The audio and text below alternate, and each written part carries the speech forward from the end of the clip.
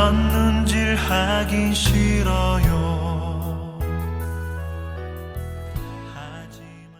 간밤을 지켜주시고 또 오늘 한날의 우리의 삶을 이어주시는 하나님의 은혜에 감사드립니다. 오늘도 여러분이 계신 곳에서 평안과 은혜가 넘치는 한날만 되시기를 바라고요. 오늘 말씀과 함께 하루를 디모데후서 4장 1절부터 8절에 있는 말씀을 가지고 말씀 묵상을 진행해 보려고 합니다. 여러분, 사도 바울은 말년에 그의 죽음을 예견하고 인생을 정리하는 시간을 갖습니다. 디모데후서 4장 7절에 있는 말씀을 이렇게 읽어보면 나는 선한 싸움을 싸우고 나의 달려갈 길을 마치고 믿음을 지켰으니, 이 얘기는 지금 죽으면서 마지막 유언으로 하는 그런 말씀처럼 들립니다만은 아직 살아있을 때 그가 이런 고백을 하는 겁니다. 여지껏 돌아보니 나는 선한 싸움을 이렇게 싸웠구나. 나의 달려갈 길을 이제 거의 마쳤구나. 지켰다. 이런 생각을 하면서 자신의 정리를 지금 하고 있는 모습이지요. 어떤 의미에서 보면 이 말 속에는 우리가 불필요한 것들을 다 정리했고 그 다음에 쓸데없는 일들에서 관심을 떠났으며, 그리고 나는 이제 나의 마무리를 향하여 나의 행할 것만 잘 해왔다라고 하는 그런 고백. 장사하는 분들에게 있어서 어떻게 보면 재고 정리 같은 것을 아주 잘 해놓은 고백이 될 수도 있습니다. 여러분, 우리 삶의 재고 정리, 불필요한 것들을 없애고 또 중요한 것들을 다시 한번 챙기고 소중히 여기는 그런 점검의 사항, 이런 고백으로 본다면 오늘 우리의 남은 삶에 우리 삶의 재고 정리와 또 귀하게 여겨야 할 것이 무엇인가가 있는가를 살펴보는 그런 시간을 갖기를 원합니다. 여러분, 이것은 매우 중요합니다. 첫째는요, 하나님과 이웃을 사랑하는 삶. 이거는 땡처리, 재고 정리에 해당하는 게 아닙니다. 이거는 꼭 붙잡고 있어야 할 것입니다. 하나님과 이웃을 사랑하며 살았는지 점검해 보시길 바랍니다. 그래야 성공적인 신앙생활을 할 수 있지요.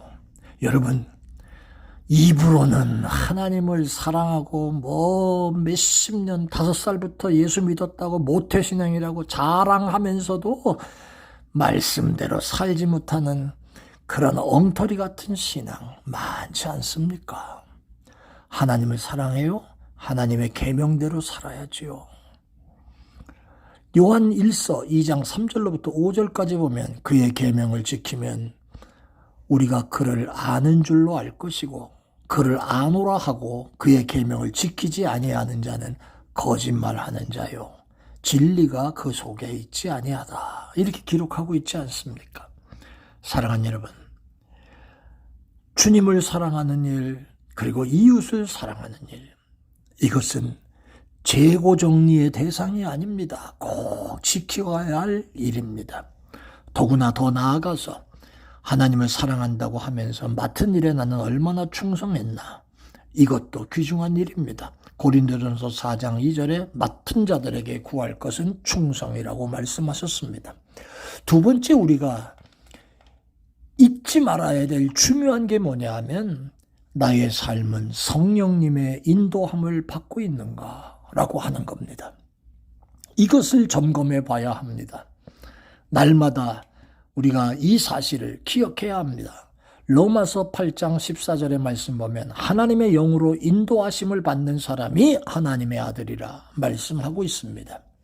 세상 사람들과 달리 자기 자신의 지식, 감정, 또 자기 자신의 판단, 이런 것을 따라 살지 말고 성령의 인도하심을 받아야 한다는 겁니다. 잠언 3장 5절로부터 6절에 마음을 다하여 하나님을 신뢰하고 내 명철 의지하지 마라. 너는 범사의 그를 인정하라. 그리하면 내 길을 지도하시리라. 이렇게 말씀하셨습니다. 성령님은 우리를 돕기 위해 내 옆에 와 계시는 분이십니다. 그러므로 우리는 날마다 성령님의 인도하심을 받고 살아야 하는 것, 이거 여러분 버려야 할 것이 아니고 꼭 붙들고 있어야 할 중요한 것입니다. 세 번째 마지막으로는 나는 빛 가운데 매 순간 살아가고 있는가 점검해 보아야 합니다.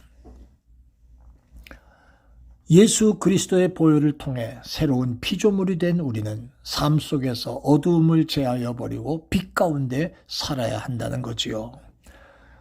어떤 삶이 빛 가운데 사는 삶일까요? 한번 생각해 볼까요? 저는 이렇게 몇 가지만 정리해 볼게요. 첫째는요, 빛 가운데 사는 삶이란 구원의 확신을 가지고 그 구원의 기쁨으로 의와 평강과 희락을 누리는 삶입니다. 로마서 14장 17절에 하나님의 나라는 먹는 것과 마시는 것이 아니고 오직 성령 안에서 의와 평강과 희락이라 이 말씀을 하시고 있습니다. 둘째는 건강한 삶을 사는 거, 빛 가운데 사는 삶이에요. 예수님께서 우리의 모든 죄와 질병을 다 담당하시고 십자가에서 죽으셨기 까닭에 우리는 건강한 삶을 살아야 할 줄 압니다. 베드로전서 2장 24절에 친히 나무에 달려 그 몸으로 우리 죄를 담당하셨으니 이는 우리로 죄에 대해서 죽고 의에 대해서 살게 하려 하심이라 이렇게 말씀하시고 그 다음에 이어서 그가 채찍에 맞음으로 우리가 나음을 입었다 이렇게 기록하시고 있습니다. 건강하게 사는 거, 빛 가운데 사는 삶이에요.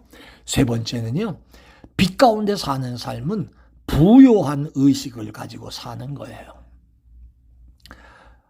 그리스도 안에서 부요한 의식, 나는 모든 것이 하나님께서 주시는 삶을 살고 누린다라고 하는 그 믿음을 가지고 부한 마음으로 살아가는 거, 이거 빛 가운데 사는 삶이라는 거예요. 네 번째는요, 긍정적인 말을 하고 사는 게 빛 가운데 사는 겁니다. 잠언 18장 21절에 죽고 사는 것이 혀의 힘에 달렸다.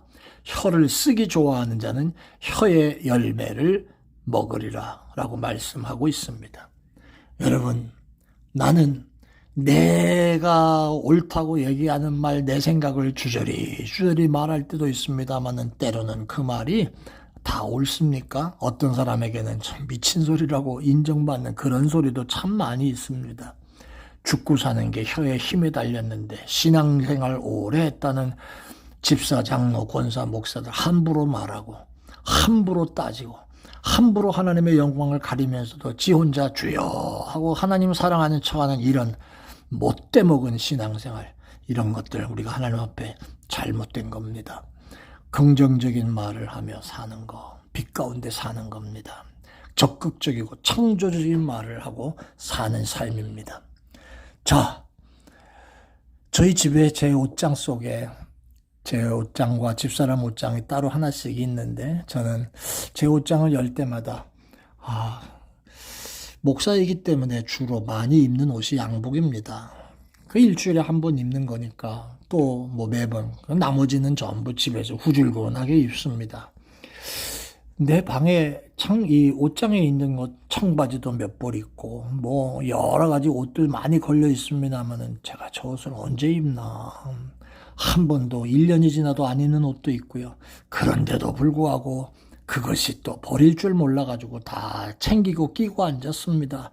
과감하게 버려도 안 입는 건데, 여지껏도 안 입어왔던 건데 뭐 한다고 이렇게 끼고 있나 이런 생각을 하면서도 잘 못하는 게 나의 마음속에 있습니다.